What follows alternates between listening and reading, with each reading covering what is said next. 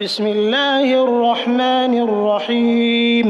اللہ کے نام سے جو رحمان اور رحیم ہے۔ وَلَقَدْ يَسَّرْنَا الْقُرْآنَ لِلذِّكْرِ فَهَلْ مِن مُّدَّكِرٍ۔ ہم نے اس قرآن کو نصیحت کے لیے آسان ذریعہ بنا دیا ہے، پھر کیا ہے کوئی نصیحت قبول کرنے والا؟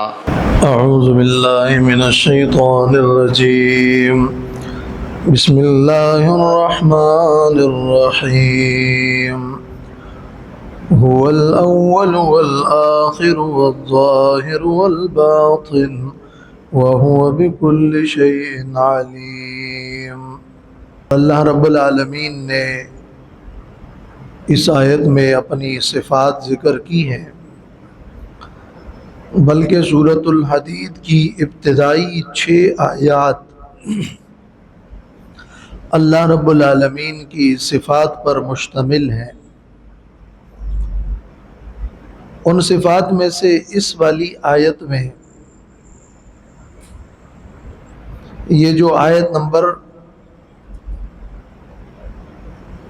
3 ہے، هو الاول والآخر والظاہر والباطن وَهُوَ بِكُلِّ شَيْءٍ عَلِيمٌ، اس میں اللہ تعالیٰ کی 4 صفات ذکر کی گئی ہیں۔ پہلی صفت یہ کہ وہ اللہ اول ہے، اور دوسری یہ کہ وہ اللہ آخر ہے، اور تیسری یہ کہ وہ اللہ ظاہر ہے، اور چوتھی صفت یہ کہ وہ اللہ باطن ہے۔ اللہ تعالیٰ اول ہے کا معنی کیا ہے؟ اس کا معنی یہ ہے کہ اللہ سے پہلے کوئی نہیں، وہ اللہ ازلی ہے، اللہ ہمیشہ سے تھا۔ اور والآخر کا معنی یہ ہے کہ اللہ ہمیشہ رہے گا۔ یہ جو کلمات ہے الاول والآخر، اس کا معنی ہے یعنی السابق للاشیاء۔ ایک وقت ایسا تھا کہ یہ پوری کائنات نہیں تھی، لیکن اللہ رب العالمین کی ذات موجود تھی، تو تمام کائنات سے وہ اللہ پہلے ہوا۔ اور پھر الآخر کا معنی ہے یعنی الباقی بعد فناء الخلق، مخلوق فنا ہو جائے گی لیکن وہ اللہ باقی رہے گا۔ اور ایک روایت اور حدیث موجود ہے جس میں یہ الفاظ ہے اللہ رب العالمین کی صفات کے بارے میں کہ انت الاول فلیس قبلک شیء وانت الآخر فلیس بعدک شیء۔ اے اللہ تو اول ہے، یعنی تجھ سے پہلے کچھ نہیں، اور تو آخر ہے، یعنی تیرے بعد کچھ نہیں۔ تو اللہ کا اول ہونا وہ ازلی ہونے کی طرف اشارہ ہے کہ وہ اللہ ہمیشہ سے ہے، اور اللہ کی ابتدا کوئی نہیں۔ اور یہ سوال ہی غلط کہ اللہ کب سے ہے، کہ اللہ کی ابتدا ہی کوئی نہیں، اور وہ اول اور سب سے مقدم ہے۔ اور والآخر اس کا معنی یہ کہ اللہ ہمیشہ رہے گا، ابدی ہے، اور اس اللہ کی انتہا کوئی نہیں، اور سب فنا ہوں گے لیکن اللہ ہوگا۔ کل شیء ہالک، ہر چیز فنا ہونے والی چیز ہے، الا وجہہ، سوائے اللہ کی ذات کے، جیسے کہ سورۃ قصص آیت نمبر 88 میں گزر چکا ہے۔ ہر چیز فانی ہے اور اللہ باقی ہے۔ اور جو چیز بھی پھر باقی رہنے والی ہے، جیسے جنت اور جہنم، وہ اس لیے نہیں کہ وہ اپنی ذات میں بقا رکھتی ہے، بلکہ وہ اللہ نے اس کو باقی رکھا ہے۔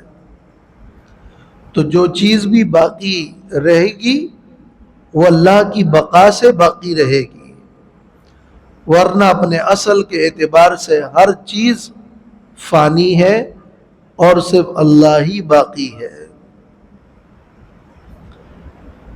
الظاہر والباطن، اللہ تعالیٰ کی یہ بھی دو صفات ہیں، اور اس ظاہر کا معنی یہ ہے کہ اللہ تعالیٰ ظاہر ہے، یعنی اللہ تعالیٰ اپنی نشانیوں اور اپنے دلائل کے اعتبار سے ظاہر ہے۔ کائنات کا ہر ذرہ اس کے وجود، اس کی قدرت اور اس کی حکمت پر دلالت ظاہرہ ہے۔ اسی طرح الظاہر کا معنی ہے غالب، یعنی اللہ ہر چیز پر غالب ہے۔ تو اللہ ظاہر ہے، یعنی اللہ کی صفات، اللہ تعالیٰ کی نشانیاں وہ ظاہر ہے، اور کائنات کی ہر چیز اللہ کے وجود اور صفات پر دلیل ہے، اور ہر چیز اللہ تعالیٰ کی صفات کا مظہر ہے۔ اور اللہ رب العالمین کے بارے میں ایک حدیث میں یوں الفاظ ہے کہ انت الظاہر فلیس فوقک شیء، اے اللہ تو ظاہر ہے، تیرے اوپر کچھ نہیں، یعنی تو سب پر غالب ہے۔ اور اللہ باطن ہے، اس کے بھی اسی طرح دو مطلب، یعنی اللہ اپنے علم کے اعتبار سے ہر چیز سے زیادہ قریب ہے، کوئی چیز اس سے پوشیدہ نہیں ہے، وہ ہر چیز کے اتنے قریب ہے کہ باطن ہے، کوئی چیز اس سے پوشیدہ نہیں۔ اور باطن یہ کہ اپنے ذات کے اعتبار سے اللہ آنکھوں سے نظر نہیں آتا، اور اس اللہ کی کنہا اور اللہ کی حقیقت تک مخلوق کی رسائی نہیں ہے۔ اور ایک حدیث میں الفاظ یہ ہے کہ انت الباطل باطن فلیس دونک شیء، اے اللہ تو ایسا باطن ہے کہ تجھ سے زیادہ پوشیدہ کوئی نہیں۔ تو ظاہر ہے اپنے صفات کے اعتبار سے، اور باطن ہے اپنی ذات کے اعتبار سے۔ وَهُوَ بِكُلِّ شَيْءٍ عَلِيمٌ، اور وہ اللہ ہر چیز پر ہے علم والا۔ تو اللہ تعالیٰ کا احاطہ زمانی احاطہ بھی ہے، الاول والآخر، اور اللہ کا احاطہ مکانی اور وجودی احاطہ بھی ہے کہ وہ الظاہر والباطن ہے۔ اور یہاں تک کہ اللہ تعالیٰ کی 11 صفات ذکر ہوئی۔ پہلی صفت العزیز، دوسری الحکیم، تیسری لہو ملک السماوات والارض، چوتھی یحیی، پانچویں صفت ہے ویمیت، چھٹی صفت ہے قدیر، یہ ساتویں ہے الاول، آٹھویں ہے الآخر، نویں صفت ہے الظاہر، اور 10ویں ہے الباطن، وَهُوَ بِكُلِّ شَيْءٍ عَلِيمٌ، یہ 11ویں صفت ہے علیم۔ تو آگے 13ویں صفت ذکر ہو رہی ہے، 12ویں اور 13ویں اور 14ویں اگلی آیت میں۔ هُوَ الَّذِي، اللہ وہ ذات ہے، خَلَقَ السَّمَاوَاتِ وَالْأَرْضَ، جس نے پیدا کیا آسمانوں اور زمین کو، فی 6 ایام، 6 دنوں میں، ثم استوى علی العرش، پھر وہ اللہ عرش پر برابر ہوئے۔ تو وہ خالق بھی ہے اور عرش پر مستوی بھی ہے۔ یہ 12ویں اور 13ویں صفت ہو گئی۔ یعلم ما یلج فی الارض وما یخرج منها، وہ اللہ جانتا ہے وہ سب کچھ جو زمین کے اندر داخل ہوتا ہے اور وہ جو زمین سے نکلتا ہے، زمین کے اندر کے خزانوں کو، مردوں کو اور زمین کے اندر کے پانی کو اللہ جانتا ہے، اور جو زمین سے نکلنے والے خزانے ہیں، پودے ہیں، معدنیات ہیں، ان کو بھی اللہ جانتا ہے۔ یعنی اللہ کا علم تمام تر جزیات پر بھی ہے، صرف کلیات پر نہیں، بلکہ ہر جزیے پر اللہ کا علم کامل ہے۔ وَمَا يَنزِلُ مِنَ السَّمَاءِ وَمَا يَعْرُجُ فِيهَا، اور اللہ جانتا ہے اس کو بھی جو آسمان سے اترتا ہے اور اس کو بھی جو آسمان کی طرف چڑھتا ہے۔ من الملائکۃ والاعمال، تفسیر ابن کثیر میں ہے فرشتے اور اعمال وہ آسمانوں کی طرف چڑھتے ہیں، اور اوپر سے اللہ تعالیٰ کی طرف سے جو رحمتیں نازل ہوتی ہیں اور جو بارش برستی ہے وہ وما ينزل من السماء ہے، اور جو چڑھتی ہیں وما يعرج فيها۔ جیسے کہ ایک صحیح حدیث میں یہ بات موجود ہے کہ یرفع الیہ عمل اللیل قبل النہار وعمل النہار قبل اللیل، اللہ تک راتوں کے اعمال دن سے پہلے چڑھتے ہیں، اور اللہ تک دن کے اعمال رات سے پہلے قبولیت کے لیے اوپر چڑھتے ہیں۔ وَهُوَ مَعَكُمْ أَيْنَمَا كُنْتُمْ، اور وہ اللہ تمہارے ساتھ ہے جہاں بھی تم ہو، تم جہاں کہیں بھی ہو اللہ تمہارے ساتھ ہے۔ تمہارے ساتھ ہے کا معنی یہ ہے کہ اللہ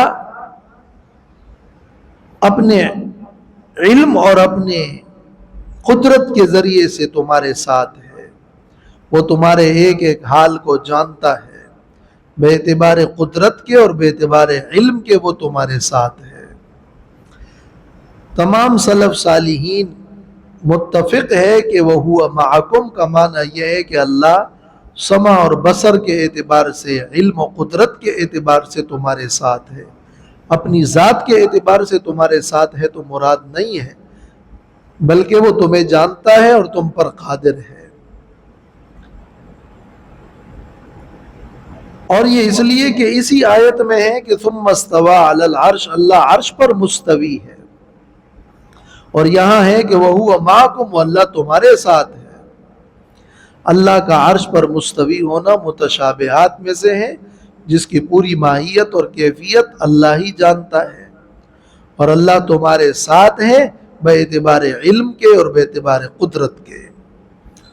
وَاللَّهُ بِمَا تَعْمَلُونَ بَصِيرٌ، اور اللہ تمہارے اعمال کو دیکھنے والا ہے۔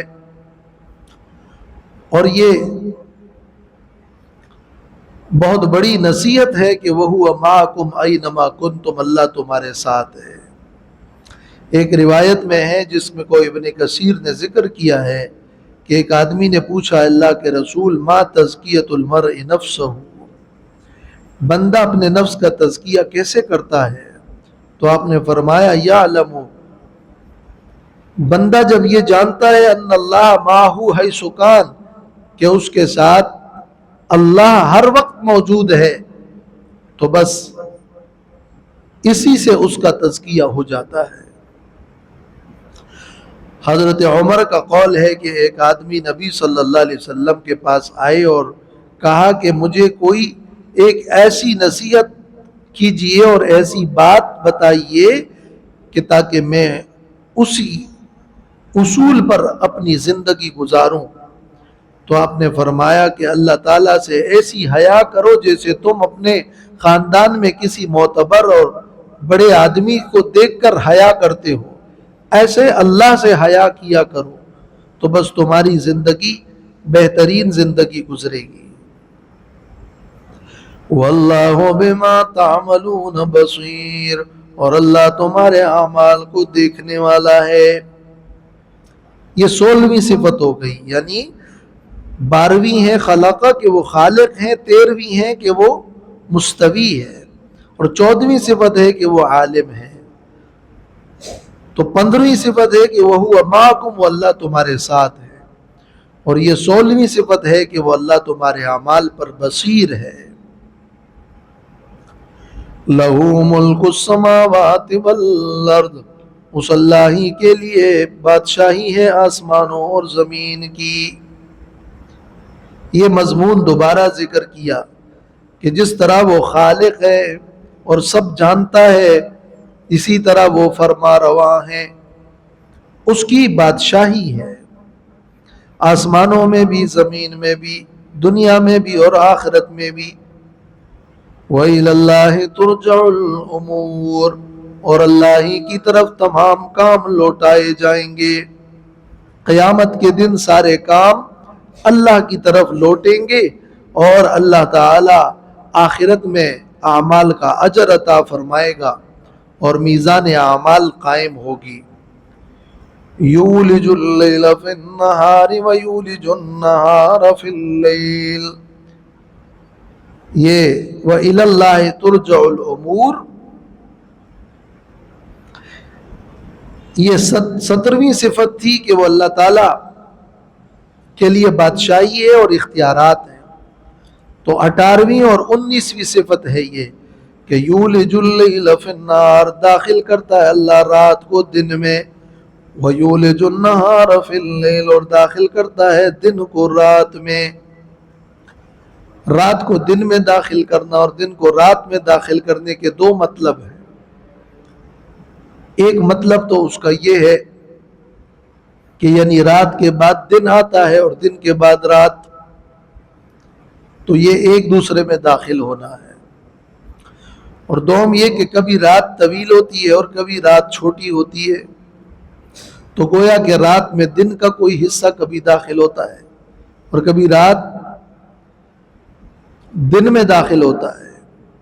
وَهُوَ عَلِيمٌ بِذَاتِ الصُّدُورِ، اور وہ اللہ سینوں کے حالات کو جانتا ہے، یعنی جس طرح وہ متصرف ہے اور اختیار رکھتا ہے اپنی مخلوق میں، اسی طرح وہ اللہ علیم ہے اور تمام تر سرائر کو اور خفیہ باتوں کو، چاہے وہ کتنے ہی دقیق اور خفی ہو، اس کو وہ اللہ جانتا ہے۔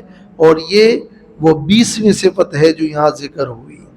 یہ 6 آیات سورۃ الحدید کی جو ابتدائی ہے، اس میں اللہ تعالیٰ کی ان 20 صفات کو ذکر کیا گیا ہے جس سے اللہ کی معرفت حاصل ہوتی ہے۔